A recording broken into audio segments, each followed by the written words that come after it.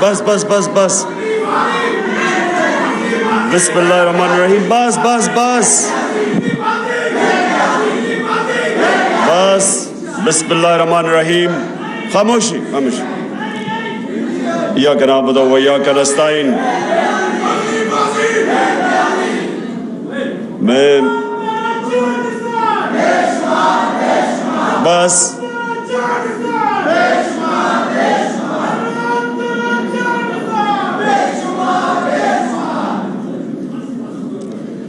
بسم اللہ الرحمن الرحیم. اچھا جی، میں سب سے پہلے میرے ہمسائے اعتزاز احسن نے ایک کامنٹ کیا، پہلے میں اپنی بات ادھر سے شروع کرتا ہوں. انہوں نے کہا کہ بہت زیادہ اپنی تقریروں میں اب دین کا استعمال کرتے ہیں. دیکھیں، میں پہلے یہ واضح اس لیے کرنا چاہتا ہوں کہ اگر میرے میں اللہ ایمان نہ ڈالتا تو میں کبھی پولیٹکس میں نہ آتا، کیونکہ ایک آدمی جس کو اللہ سب کچھ دے بیٹھا تھا، جس کو پولیٹکس کچھ دے ہی نہیں سکتی تھی، شاید ہی کسی پاکستانی کو اللہ نے اتنی شہرت اور سب کچھ دیا، تو مجھے تو پولیٹکس سے پہلے مل چکی تھی. میں صرف پولیٹکس میں ایک وجہ سے آیا تھا کہ میرا دین ہی نہیں، جو بھی اللہ نے دنیا میں پیغمبر بھیجے، وہ ان کی جو بنیادی چیز کہ دنیا میں آنے کا مقصد کیا ہے، وہ تقریباً سارے بھی جتنے اللہ کے پیغمبر انہوں نے ایک ہی بات کی کہ جتنا اللہ آپ کو نوازتا ہے، جتنی آپ کو نعمتیں بخشتا ہے، اتنی آپ پہ ذمہ داری ڈال دیتا ہے کہ آپ ان نعمتوں سے اپنے ملک میں انسانیت کی کیسے خدمت کرتے ہیں. یہ سارے اللہ کے دینوں کی بنیادی میسج ہے.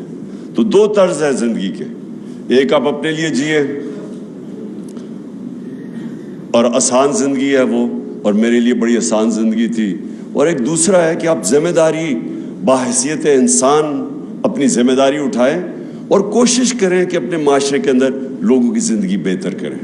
تو یہ دو مختلف، ایک مٹیریل لائف ہے اور دوسرا اسپریچول وے آف لائف ہے. تو میں آیا تھا پولیٹکس میں، اور میں نے جب آیا تو اس سے کافی دیر پہلے اسٹڈی کیا کہ وہ جو ہمارے نبی صلی اللہ علیہ وسلم کا دور تھا مدینہ میں، تو وہ کیا چیزیں تھیں جو انہوں نے، وہ کیوں اللہ ہمیں کہتا ہے کہ اس نبی کے راستے پہ چلو، ان کی سنت پہ چلو، ان کی شریعہ پہ چلو، کیوں کہتا ہے اللہ؟ تو وہ میں نے آنے سے پہلے ہی اس نتیجے پہ پہنچ چکا تھا کہ اللہ ہماری بہتری کے لیے کہتا ہے. سارا جو قرآن میں اللہ کا جو اللہ کی جتنے بھی احکامات ہیں وہ ہماری بہتری کے لیے ہیں، کیونکہ اللہ تو بے نیاز ہے، اس کو تو خود کفیل ہے، اس کو تو ہم کوئی فائدہ نہیں اور نقصان پہنچا سکتے. تو ساری چیزیں قرآن کے اندر انسان کی بہتری کے لیے. آپ اس راستے پہ چلیں گے جو آپ نماز میں کہتے ہیں کہ اللہ ان کے راستے پہ چلا جن کو نعمتیں بخشی، ان کے نہیں جو دوسرے راستے پہ چلے گئے، وہ ہماری بہتری کے لیے ہے. سو اس لیے جو وہ مدینہ کی ریاست کے 3 اصول تھے وہ لے کے چلا تھا آج سے میں 26 سال پہلے. خودداری، کبھی ایک مسلمان معاشرہ کسی کی غلامی نہیں کرتا، یہ سب سے پہلے لا الہ الا اللہ، یہ آپ کو خوددار بناتا ہے. دوسرا کہ انسانی معاشرے میں انسانیت ہوتی ہے، جانوروں کے معاشرے میں سروائیول آف دا فٹسٹ ہوتی ہے. انسان فرق یہ اس طرح ہے کہ وہ کمزور کی جتنی زیادہ انسانیت اتنی وہ مدد کرتا ہے کمزور کی، جانوروں کے معاشرے میں نہیں ہے. تو یہ سارے پیغمبروں نے بلکہ یہ انسانیت کی بات کرتے تھے. اور تیسری چیز ہے انصاف. یہ 3 فنڈامنٹل پرنسپلز ہیں جس پہ مدینہ کی ریاست کھڑی ہوئی تھی. اس میں اور بھی بہت چیزیں تھیں لیکن ان پرنسپلز کے اوپر باقی چیزیں بنی تھی. تو یہ آج سے 26 سال پہلے میں نے اپنی پارٹی کا منشور رکھا تھا اور تب میں پولیٹکس میں آیا تھا. اور کبھی بھی کوئی انسان اپنی زندگی کے 22 سال سٹرگل نہیں کرتا کسی چیز کے لیے اگر وہ کوئی ذاتی مفادات کے لیے ہو، جب جس کے پاس پہلے سب کچھ ہے. تو اس لیے وہ میں کبھی کسی کے دین کے اوپر کامنٹ نہیں کرتا. کیا وہ ایتھیسٹ ہے، کیا وہ دینی ہے، جو ایگنوسٹک ہے، یہ انسان کے اوپر ہے. یہ اللہ نے ہمیں یہ نہیں کہا کہ صرف ان سے بات کرو جو کہ صرف ایمان والے ہیں. ہم تو ہمارا تو اللہ کا ایک تحفہ ہے میرے نظر میں کہ جس کو ایمان دے دے وہ تو سب سے زیادہ. اگر اللہ، میں اپنے بچوں کے لیے ہمیشہ دعا کرتا ہوں کہ ان کو اللہ ایمان دے، کیونکہ وہ سب سے بڑا اللہ کی بلیسنگ ہے، اس کا تحفہ ہے. اب میں آتا ہوں جی آج کا جو موضوع ہے، یہ کنیکٹڈ ہے ایکچولی میری 26 سال پہلے جس کی وجہ سے میں پولیٹکس میں نام رکھا تھا انصاف کی تحریک. کیونکہ میں اپنے تجربے سے، میں کوئی اسلام کا اسکالر نہیں تھا، میں نے تو صرف اپنی زندگی کا جو تجربہ تھا، جو ساری دنیا میں دیکھی، کانٹراسٹ دیکھتا تھا. آدھا وقت انگلینڈ میں یونیورسٹی میں گزارتا تھا، یونیورسٹی کے بعد کرکٹ کی وجہ سے آدھا وقت میں پاکستان گزارتا تھا. تو یہ سارا وقت میں موازنہ کر سکتا تھا دونوں معاشروں کا، جو اور شاید لوگ میرے سے بہت عقل والے لوگ ہوں گے لیکن ان کو اس طرح کی اپرچونٹی نہیں تھی کہ جو میرے پاس تھی. تو میں اپنے تجربے کے اس کے اوپر پہنچا اس نتیجے پہ کہ اگر ایک معاشرے کے اندر انصاف نہیں ہے، وہ معاشرے میں خوشحالی نہیں آتی. ابن خلدون اپنی وہ جو مسلمانوں کی بلکہ دنیا کا ایک اپنی ٹائم کا جس کو کہتے ہیں فادر آف ماڈرن ہسٹوگرافی، اس سے بڑا کوئی ذہن نہیں تھا. وہ لکھتا ہے کہ میری زندگی کا تجربہ قرآن پڑھ کے بھی اور زندگی کا تجربہ یہ ہے کہ اللہ نے انسان کو زمین پہ بھیجا ہی ایک مقصد سے ہے کہ میری زمین پہ انصاف قائم کرو. اور یہ جو ونسٹن چرچل کی جو بات کی جاتی ہے جب برطانیہ تباہ ہو رہا ہوتا ہے تو وہ تب کہتا ہے، وہ پوچھتے ہیں جی ہم بچ جائیں گے، اس نے کہا کیا اگر آپ کی عدالتیں انصاف دے رہی ہیں تو آپ تباہ نہیں ہو سکتے.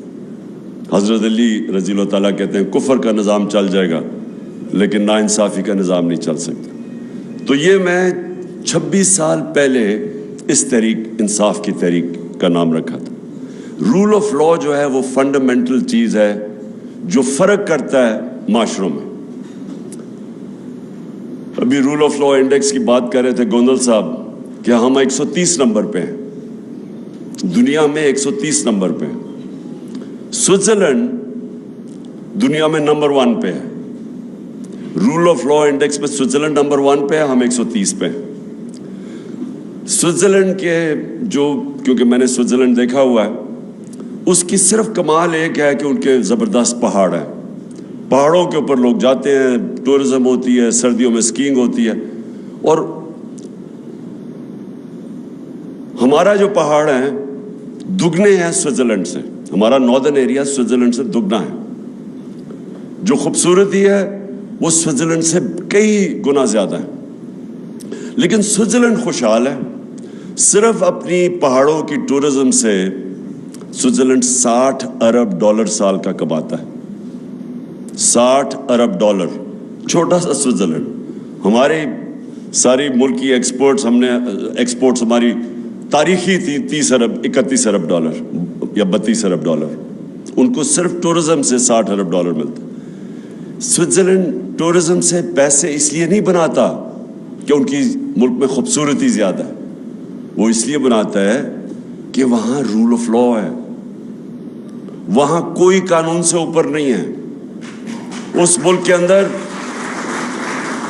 ان کی عدالتیں انصاف کرتی ہیں. اس کے ملک کے اندر جو عام شہری ہے اس کو اس کے ملک کا قانون مکمل طور پہ تحفظ دیتا ہے طاقتور سے. اور جب ایک کمزور انسان کو اس کے ملک کا انصاف کا نظام تحفظ دیتا ہے، وہ انسانوں کو آزاد کر دیتا ہے.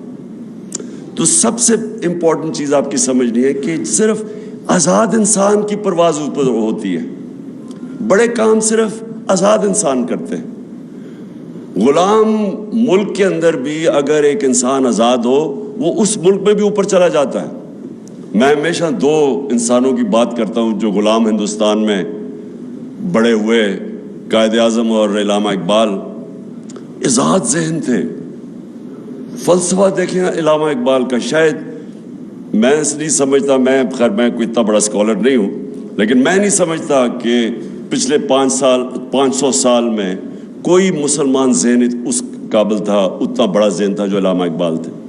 اور قائد اعظم سارے برٹش انڈیا کے اندر سب سے قابل لائر سمجھے جاتے تھے، سب سے زیادہ ان کی فیس ہوتی تھی۔ تو قائد اعظم کا دیکھ لیں کہ وہ ایک غلام ہندوستان میں ایک آزاد ذہن تھا، جو وہ آزادی کی بات کرتے تھے، جو ان کی رسپیکٹ تھی، خودداری تھی۔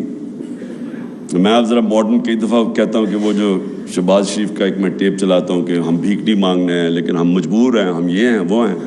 قائد اعظم کو سنیں ذرا آپ، اس کی ساری آپ تقریریں سنیں، ان کے مخالف کے کامنٹ سنیں قائد اعظم کے اوپر۔ تو یہ بڑے کام صرف آزاد ذہن کرتے ہیں، جو انوویشنز اور انوینشنز ہیں وہ صرف آزاد ذہن کرتا ہے۔ غلام ذہن صرف اچھا غلام بنتا ہے۔ اور ڈفرینٹ قسم کی آزادیاں جو میں تحریک حقیقی آزادی کی بات کرتا ہوں، اس میں مختلف قسم کی ہے۔ آج ہم صرف وہ آزادی کی بات کر رہے ہیں جو کہ آزاد عدلیہ، جو رول آف لا امپلیمنٹ کرتی ہے اور جو قوم کو، لوگوں کو آزاد کرتی ہے، طاقتور کے ظلم سے آزاد کرتی ہے۔ یہ جو فیوڈل کلچر ہے، فیوڈل کلچر کیا ہے؟ کیوں ایک وقت ہوتا تھا کہ اوپر سے انویڈر آتا تھا، جیسے ہی افغانستان سے گزرتا تھا سیدھا وہ پہنچتا تھا دلی تک، کوئی راستے میں اس کو رکاوٹ نہیں ہوتی تھی، کیونکہ فیوڈل سسٹم کے اندر لوگ غلام ہیں، تو ان کو فرق ہی نہیں پڑتا تھا کہ کوئی باہر آئے، کیونکہ جو اوپر آئے یا جائے۔ بابر کے اوپر بابر کی ایک جو پہلا مغل بادشاہ جب آیا تھا تو اس کے اوپر یہ ایک انسیڈنٹ بتایا جاتا ہے کہ وہ جب آیا تو اس نے ایک چھوٹی سی پہلے ریڈ کیا، فتح کرنے سے پہلے اس نے ایک ریڈ کی پانی پت سے پہلے سیالکوٹ کے پاس۔ تو کہتا ہے ایک چھوٹی سی لڑائی ہوئی، یہ جیت گئے۔ تو کہتا ابھی وہ شام کو بیٹھا دیکھ رہا تو تھوڑی دور، لڑائی سے تھوڑی دور ایک کسان اپنا ہل چلا رہا ہے۔ وہ بڑا حیران ہوتا ہے کہ یہ اس کو کوئی فرق ہی نہیں پڑا کہ کوئی باہر سے فوج ہے یا لڑائی ہوئی ہے۔ وہ کسان کو بلاتا ہے شام کو، کہتا ہے تم بڑے دلیر آدمی ہو گئے کہ تمہیں فرق ہی نہیں پڑا کہ باہر سے کوئی فوج ہے یا لڑائی ہوئی۔ وہ کہتا ہے میرا کسان، میرا حل چلتا رہا، مجھے کیا فرق پڑتا ہے کون آئے کون جائے، کیونکہ وہ تو آزاد ہی نہیں تھا۔ کیوں سارا قبائلی علاقہ اور افغانستان کیوں ہمیشہ اپنی آزادی کے لیے لڑتے ہیں؟ کیونکہ وہ آزاد ہیں۔ ان کا جو سسٹم ہے، جرگا سسٹم، وہ بیسکلی ریپرزینٹ کرتا ہے، ان کی جوری سسٹم بھی بن جاتا ہے، ان کو انصاف بھی مل جاتا ہے اور ان کی آواز بھی ہوتی ہے، وہ پھر لوکل گورنمنٹ بھی بن جاتی ہے۔ تو وہ ہمیشہ لڑتے تھے، جو آتا ہے افغانستان میں وہ ہمیشہ وہ لڑنا اپنے آزادی کے لیے لڑتے ہیں۔ قبائلی علاقے 80 سال انگریز کے خلاف قبائلی علاقے میں لڑتے رہے لوگ، کیونکہ ان کا سسٹم آزاد تھا۔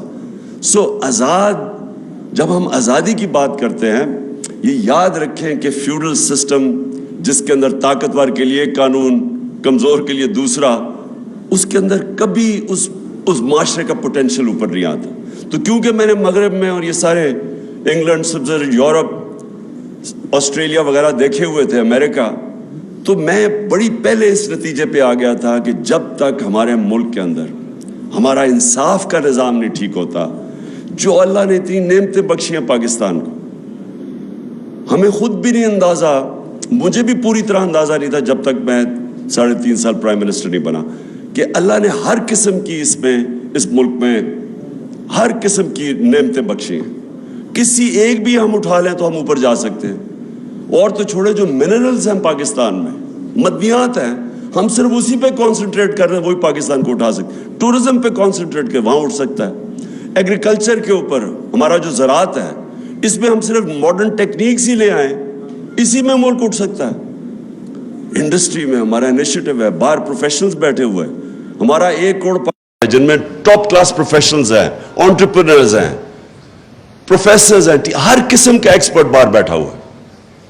لیکن ہمارے ملک میں رول آف لا نہیں ہے۔ ہمارا جو سب سے بڑا، یہ لوگ مجھے کہتے ہیں نا، یہ جو گورنمنٹ آئے گی جی ابھی وہ سعودی عربیہ نے پیسے دے دیے, اس نے UAE نے پیسے دے دیے, وہ اب سنو جی چائنا یہ کینسر کا علاج ڈسپرن سے ہو رہا ہے. قرضوں کی کینسر پھیلتی جا رہی ہے. جب تک کہ اس ملک میں انویسٹمنٹ نہیں آتی, ہم اس ملک میں ڈالرز نہیں آتے. ہم نے 2 طرح تو ڈالرز ریکارڈ منگوائے تھے, ایکسپورٹس ہماری ریکارڈ تھی, ریمیٹنسز ریکارڈ تھی, لیکن جو انویسٹمنٹ تھی جس سے اصل میں پاکستان اٹھ رہا ہے, اس کے سب سے بڑی رکاوٹ اس کے سامنے رول آف لا نہیں ہونے کی ہے, کانٹریکٹ انفورسمنٹ نہیں ہے. بڑے بڑے انویسٹر ڈرتے ہیں, جو میس لیول پہ جو آپ کے اوورسیز انویسٹرز ہیں, جو کہ چھوٹی چھوٹی انویسٹمنٹ کر سکتے ہیں, 1 کروڑ میں سے 20 لاکھ پاکستانی انویسٹمنٹ کرتے ہیں. 1 کروڑ میں سے 20 لاکھ بھی انویسٹ کر دیں, پاکستان کو کوئی کسی سے پیسے لینے کی ضرورت نہیں, کوئی IMF کے پاس جانے کی ضرورت نہیں. تو پوچھے وہ انویسٹ کیوں نہیں کرتے؟ سب سے بڑا ان کا پرابلم یہ ہے کہ جہاں جیسے ہی وہ پھنستے ہیں عدالتوں میں, ان کو کوئی اعتماد نہیں ہے کہ ہمیں انصاف ملے گا, ہماری انویسٹمنٹ بچے گی. میں سارا وقت, کیونکہ میں اوورسیز پاکستانی سے پیسے اکٹھے کرتا تھا, شوکت خانم کے لیے, پھر تحریک انصاف کے لیے, تو مجھے ہمیشہ یہ کہا کرتے تھے کہ ہم جب پلاٹ بھی لیتے ہیں تو اس کے اوپر قبضہ ہو جاتا ہے.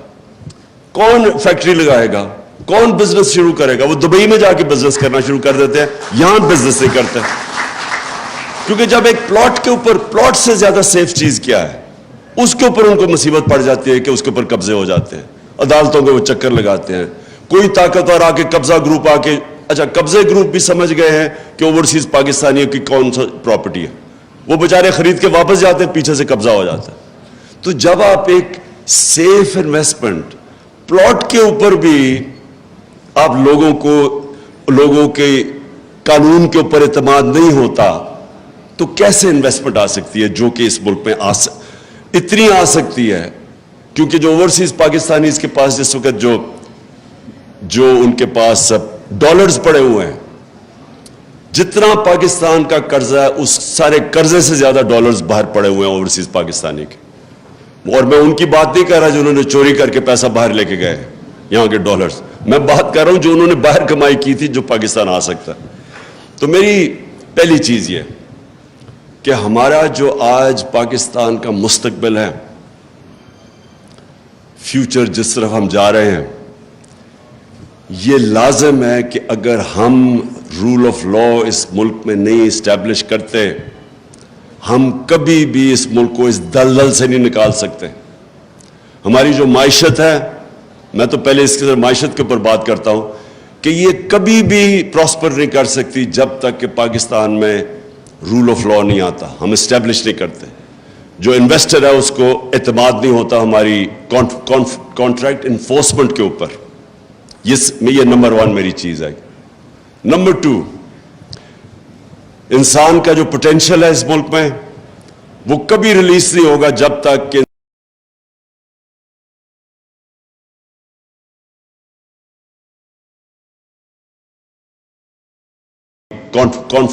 کانٹریکٹ انفورسمنٹ کے اوپر.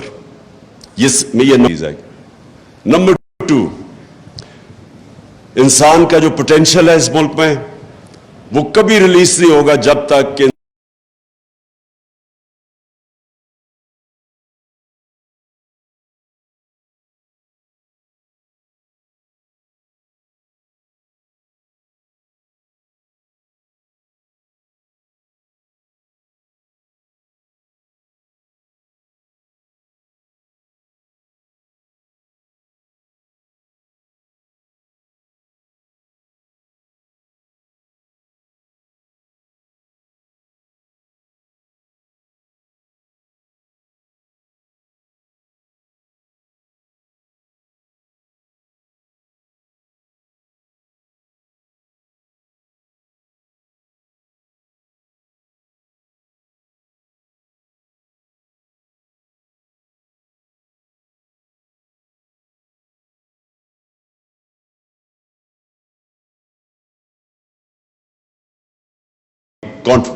کانٹریکٹ انفورسمنٹ کے اوپر. یہ چیز ہے. نمبر 2, انسان کا جو پوٹینشیل ہے اس ملک میں وہ کبھی ریلیز نہیں ہوگا جب تک کہ انسان کو ہم پروٹیکشن نہ دیں، جب اس کے بنیادی حقوق کو ہم پروٹیکٹ نہ کریں۔ مجھے اس کی صرف ایک میسج آئی کہ کال آئی کہ جی میں نے کوئی ٹی وی کا انٹرویو دیا، اس میں تھوڑی سی کنٹروورسی ہے۔ میں نے کہا کیا کر جی میں نے کہا تھا کہ کوئی ان لافل کمانڈ نہ سنو، بس یہ میری آخری بات ہوئی ہے اس سے۔ میں نے کہا اچھا ان لافل وہ تو سب کہتے رہتے ہیں۔ بعد میں پتا چلا اس نے وہ جو ایڈ کر دیا جی گورنمنٹ آفیسز، اس کے بعد میں پتا چلا کہ اصل میں تو یہ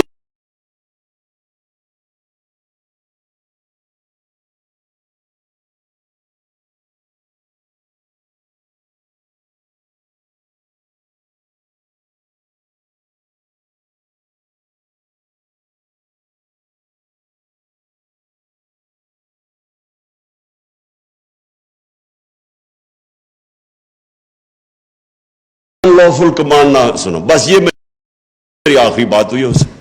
میں نے کہا اچھا کہتے رہتے ہیں۔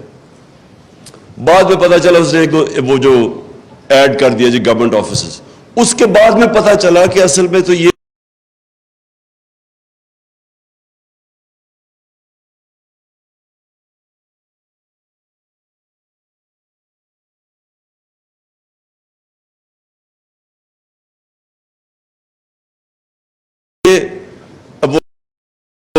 اصغر خان کا کیس تھا، اس کے اندر عدالت ہی وہی باتیں کر رہی ہے۔ نہیں تھی کہ ان کا کوئی احتساب ہوگا، کوئی قانون ان کو انصاف کے کٹہرے میں کھڑا کیا جائے گا، کوئی فکر نہیں تھی ان کو۔ ظلم کرتے ہیں، پولیس سے پوچھتے ہیں، بعد میں پولیس کہتے جی ہم نے تو نہیں کچھ کیا۔ تو پھر کس نے کیا؟ کون تھا اس کے پیچھے؟ جو بھی پیچھے تھا وہ اپنے آپ کو قانون سے اوپر سمجھتا ہے، وہ سمجھتا تھا کہ پاکستان کا قانون میرے اوپر نہیں لاگو ہوتا۔ اور یہ ہے المیہ ہمارا۔ اور پھر وہ خاتون میجسٹریٹ، وہ بڑا جی عمران خان کو دہشت گرد بنا دیا مجھے، کہ وہ نے اس کو کہہ دیا ہے کہ جب خاتون میجسٹریٹ کے پاس آیا، جب اس کو پتا تھا تشدد ہے، آج ثابت ہوا ہے کہ اس کے اوپر تشدد ہوا ہے، عدالت میں اس کی رپورٹ دی گئی ہے کہ اس کے اوپر تشدد ہوا ہے، اس نے پھر اس کو پولیس کے پاس ریمانڈ پہ بھیج دیا۔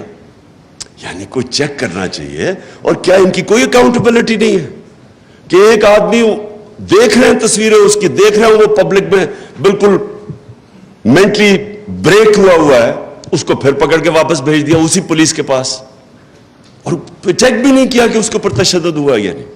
اور پھر یہ جو آئی جی اور ڈی آئی جی ہے، کون ذمہ دار ہے کہ ایک آدمی کو آپ نے غیر قانونی طور پہ اٹھا کے تشدد کیا؟ کدھر یہ اجازت دیتا ہے؟ اور اس کے اوپر اچھا میں کہہ رہا ہوں کہ قانونی کارروائی کریں گے، وہ کہتے جی دہشت گرد ہے۔ سوچ لے کہ اچھا پہلے وہ غلط کام کر رہے ہیں، ان کے غلط کام کرنے کے لیے ہم کہہ رہے ہیں قانونی کارروائی کریں گے، اور وہ اوپر سے دہشت گردی کا پرچہ کروا دیتے ہیں میرے اوپر، اور جناب وارنٹ نکال دیتے ہیں۔ یہ ساری چیزیں کیا شو کرتا ہے کہ ہمارے ملک میں قانون کی حکمرانی نہیں، طاقت کی حکمرانی ہے۔ جو طاقتور ہے وہ قانون سے اوپر ہے، جو کمزور ہے اس کی حفاظت نہیں کرتا قانون۔ اس لیے یہ بڑا امپورٹنٹ ہے کہ ہم اپنے ملک میں جد و جہد کریں۔ یہ پاکستان کی فیوچر کی جنگ ہے۔ یہ جو اب انصاف کی جو تحریک ہے اس ملک میں رول آف لا قائم کرنے کے لیے، یہ ملک کا فیوچر ہے۔ یا ایک طرف یا ملک ادھر جائے گا اور یا دوسری طرف تباہی کی طرف جائے گا۔ اگر اسی طرح اس ملک کے اندر قانون کی حکمرانی نہ ہوئی، میں آپ کو کہتا ہوں کہ کوئی طریقہ ہی نہیں ہے کہ ہم یہ معاشی تباہی سے بچ سکتے ہیں۔ کوئی کسی کے پاس آنسر نہیں ہے۔ وہ بڑا سنا تھا جی، بہت بڑا جینیس تھا شہباز شریف، لوگوں نے ریئلائز نہیں کیا کہ اشتہاروں کے اندر ہی وہ جینیس تھا، ساری ترقی اشتہاروں میں تھی۔ جب سے وہ آیا مجھے کوئی یہ بتا دے کہ ان کے پاس کون سا روڈ میپ ہے۔ یہ جو ہم قرضے لیتے جا رہے ہیں، گروتھ ریٹ کم ہوتی جا رہی ہے، انڈسٹری سکڑتی جا رہی ہے، کسانوں کے پاس اتنی زیادہ مہنگائی کر دی ہے، بجلی کی دگنی قیمت کر دی ہے بجلی کی، کسانوں کے پاس ٹیوب ویل چلانے کے پیسے بل آ رہے ہیں، عام بیچارہ مڈل کلاس سفید پوش، برے حالات ہیں لوگوں کے۔ تو اکانومی سکڑ رہی ہے, قرضے بڑھتے جا رہے ہیں, تو ہمارے پاس کدھر سے ویلتھ کریشن ہوگی کہ ہم یہ قرضے واپس کریں؟ کدھر سے دولت میں اضافہ ہوگا؟ کہ اگر آپ کی انڈسٹری بھی بند ہو رہی ہے, بے روزگاری بھی بڑھ رہی ہے, ایکسپورٹس گر رہی ہیں, باہر سے جو دولت ریمیٹنسز آنی تھی ان کی وہ ڈراپ ہو گئی ہیں, تو کدھر سے پاکستان کے پاس پیسہ آئے گا یہ قرضے یہ جو لے رہے ہیں اور قرضے؟ کوئی ہمارے پاس راستہ نہیں کہ اگر ہم نے اس ملک کو معاشی طور پہ ٹھیک کرنا ہے تو یہ ایک بڑی, یہ ساری اوور آل پکچر کے اندر جس کے اندر قانون کی حکمرانی آنی پڑے گی, جس کی وجہ سے انویسٹر آئے گا پاکستان میں, اور پھر نہ ہی ڈیموکریسی آ سکتی ہے. ڈیموکریسی اور رول آف لا ساتھ ساتھ چلتے ہیں. آپ اگر الیکشن کروا دیں ایک ملک کے اندر جدھر رول آف لا نہیں ہے, جمہوریت آ ہی نہیں سکتی.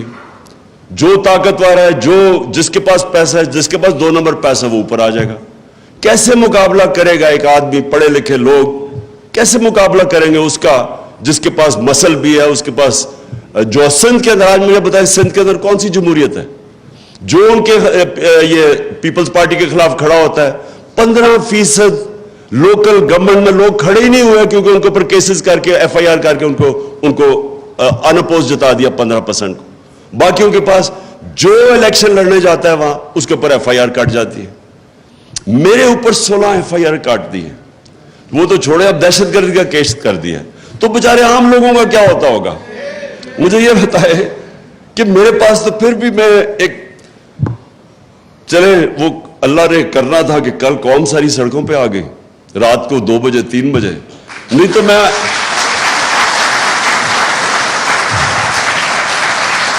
لیکن میں یہی سوچ رہا تھا کہ میں اگر عام ایک شہری پاکستانی ہوتا, میں شہباز گل ہوتا, تو ابھی تک انہوں نے مجھے اٹھا کے وہ جیل میں جا کے اسی طرح پھینٹا لگانا تھا جو اس بیچارے سے کیا. اور کس سے نہیں,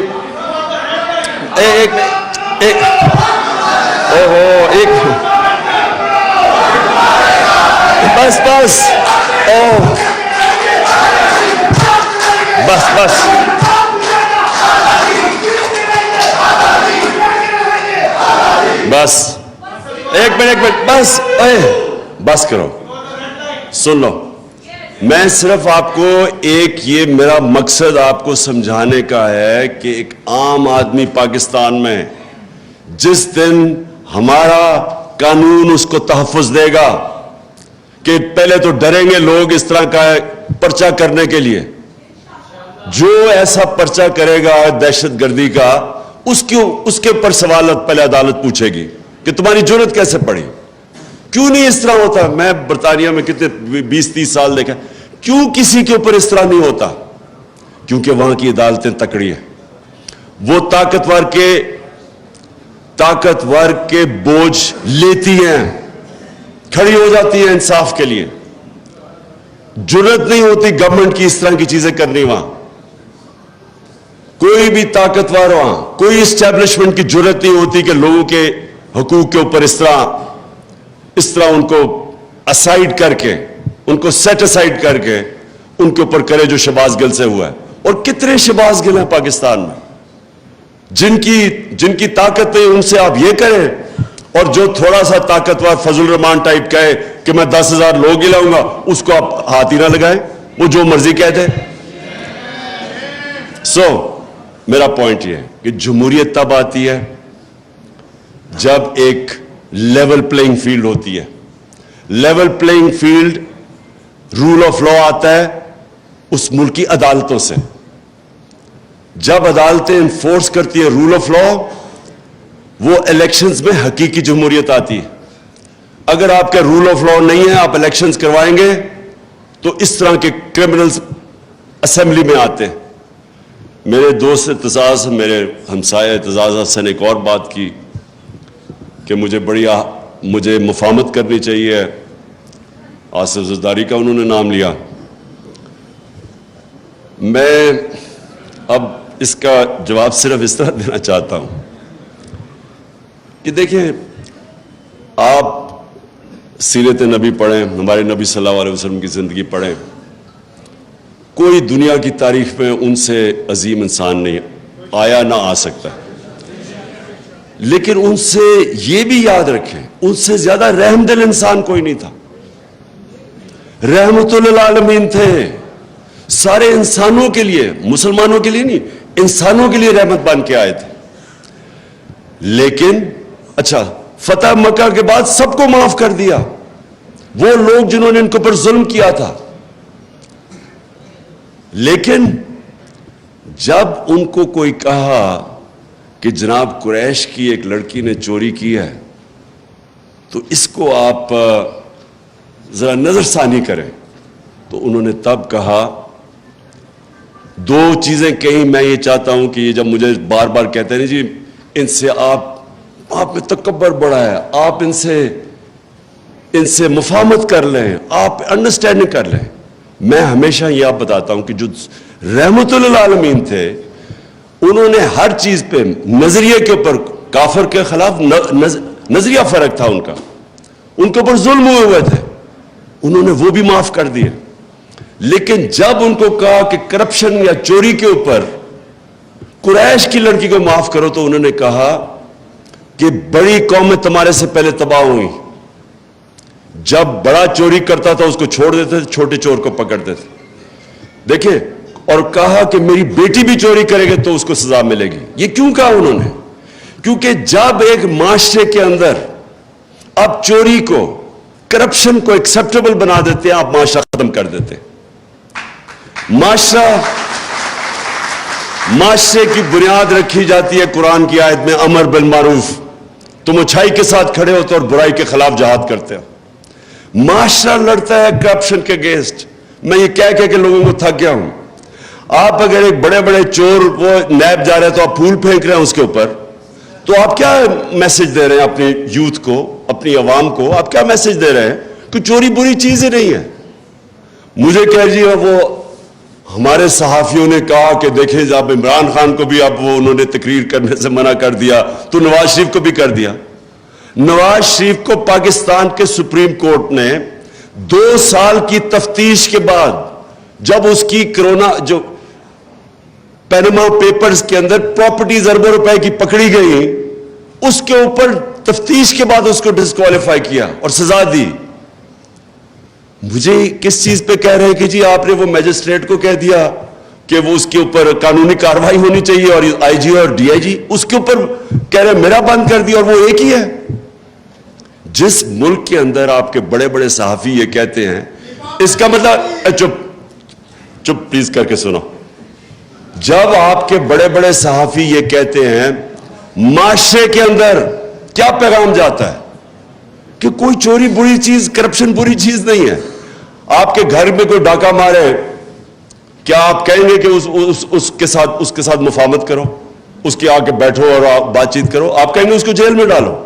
تو کرپشن تو ملک کے اوپر ڈاکہ مارا جاتا ہے، تو آپ اس کو کہہ رہے ہیں کہ نہیں جی ان سے بیٹھ کے کرو. تو میں صرف اس چیز کے اوپر، کیونکہ میں زیادہ تر تو اپنے ہمسایہ اعتزاز حسن سے سب چیز سے اگری کرتا ہوں، لیکن ادھر میرے دو دین کے اوپر تو خیر ہمارا مختلف ویوز ہیں، لیکن اس کے اوپر کہ آپ ہر کسی سے کمپرومائز، پالیٹکس ہوتی ہے آرٹ آف کمپرومائز، لیکن جس وقت آپ کرپشن سے کمپرومائز کرتے ہیں، جنرل مشرف نے یہ جو بالکل سلمان راجہ ٹھیک کہہ رہا ہے، وہ جو این آر او دیا تھا، کبھی کسی نے ایسٹیمیٹ کیا ہے کہ اس کا اس ملک کو کتنا بڑا نقصان ہوا، کہ کس طرح کرپشن کے دروازے کھلے، کتنا ملک پیچھے گیا. مجھے جب گورنمنٹ میں 4 گنا زیادہ قرضہ، ہمارا نیشنل ڈیٹ بڑی 6 ٹریلین سے پہنچ گئی 30 ٹریلین پہ. ہم نے جو پہلا پیسہ اکٹھا کیا ٹیکس میں آدھا چلا گیا ان کے لیے ہوئے قرضوں کی قسطوں پہ، تو ملک کدھر سے چلانا تھا. کرپشن ایک معاشرہ لڑتا ہے، معاشرہ اس کو ان ایکسیپٹیبل کرتا ہے. عدالتیں ہماری، ان کی سب سے بڑی ڈیوٹی یہ ہوتی ہے کہ جو بڑی کرپشن ہے اور جو سب سے مشکل ہے، جو وائٹ کالر کرائم جسے کہتے ہیں، جب تک ایک معاشرہ وائٹ کالر کرائم کا مقابلہ نہیں کرتا وہاں خوشحالی نہیں آتی. اور آپ سوئٹزرلینڈ کی اس لیے میں مثال دیتا ہوں، جب وہ رول آف لا کی انڈیکس کی بات کرتے ہیں کہ 99.9% ہے وہاں، اور خوشحالی بھی دنیا میں سب سے زیادہ ہے، وسائل نہ ہونے کے برابر ہیں، وہ اس لیے کہ اس معاشرے کے اندر انصاف ہے. میں آخر میں اپنی بات ختم کرتا ہوں. کہتے کہ جو سب سے بڑی رکاوٹ ہے طاقتور کو قانون کے نیچے لانے کی، وہ سب سے بڑی جو رکاوٹ ہے وہ خوف ہے. لوگ ڈرتے ہیں، مافیاز ہوتے ہیں طاقتور، وہ آپ کو ڈراتے ہیں، دھمکاتے ہیں. لوگوں کو ڈر ہوتا ہے اپنی جان کھونے کا، لوگوں کو ڈر ہوتا ہے میرا روزگار چلا جائے گا، لوگوں کو ڈر ہوتا ہے کہ جناب مجھے ذلیل کر دیں گے ٹی وی کے اوپر اور میڈیا پہ. میری آخری پوائنٹ یہ ہے کہ جس وقت ایک قوم یہ جو خوف کا بت ہے یہ توڑ دیتی ہے اور وہ کھڑی ہو جاتی ہے، جب وہ اپنے آپ کو آزاد کر لیتی ہے اس خوف سے، تو پھر عدلیہ بھی اس قوم کے سامنے انشور کرتی ہے کہ جسٹس ہو، کیونکہ جو ڈر ہوگا قوم کھڑی ہو جائے گی. جو بڑی اچھی بات کی سلمان نے یہ بھی کہ جب مارشل لاء لگے تو لوگ سڑکوں پہ نکلے ہی نہیں، بھائی آرام سے چپ لوگوں نے ایکسیپٹ کر لیا کسی نے قانون توڑا. لیکن میں یہ سمجھتا ہوں کہ ہمارا ملک یہ بہت بڑا اللہ نے کرم کیا ہمارے ملک پہ کہ ہمارے لوگوں کو بیدار کر دیا ہے، شعور آ گیا ہمارے لوگوں میں، چینج ہو گیا ہے. کبھی میں نے پاکستانی قوم کے اندر اس طرح کی بیداری نہیں دیکھی. اور مجھے جو سب سے زیادہ اس وقت ایک میرے دل میں خوشی یہ ہے کہ ہر چیز، یہ جو بری چیزیں ہو رہی ہیں یہ میڈیا کے اوپر، یہ سوشل میڈیا کے، ان کے لوگوں کو دبا رہے ہیں. ٹیلی فون جا رہے ہیں، کوئی تو لکھتا ہے کہ ہم تمہیں یہ کر دیں گے، ان نمبر سے ٹیلی فون جا رہے ہیں، ہم ایجنسی سے کال کر رہے ہیں، آپ نے یہ نہیں کہنا وہ نہیں کہنا، لوگوں کو ڈرا رہے ہیں، دھمکا رہے ہیں، سپریس کر رہے ہیں. لیکن جو مجھے اور میڈیا کو ARY کو بند کیا، وہ بول کی اس دن میری تقریر اس کو لائیو ختم کر دیا. میڈیا کو کال جاتی ہے کہ آپ نے نہیں دکھانا یہ تحریک انصاف اور عمران خان کو. لیکن اس ساری چیزوں میں جو سب سے خوشائن چیز ہے ہمارے ملک میں کہ ہمارے لوگ وہ ادھر پہنچ گئے کہ میں اب پورا میرا ایمان ہے کہ یہ جو شعور کا، میں یہ ورڈ یوز کرتا ہوں شعور کا، اور یہ جو بیداری کا جو جن ہے جو بوتل سے نکل چکا ہے، جو مرضی اب کوئی کر لے، یہ اب بوتل میں واپس جانے نہیں لگا. یہ جو میرا ایمان ہے کہ یہ اب ملک کو انشاءاللہ حقیقی آزادی کی طرف لے کے جائے گا. شکریہ.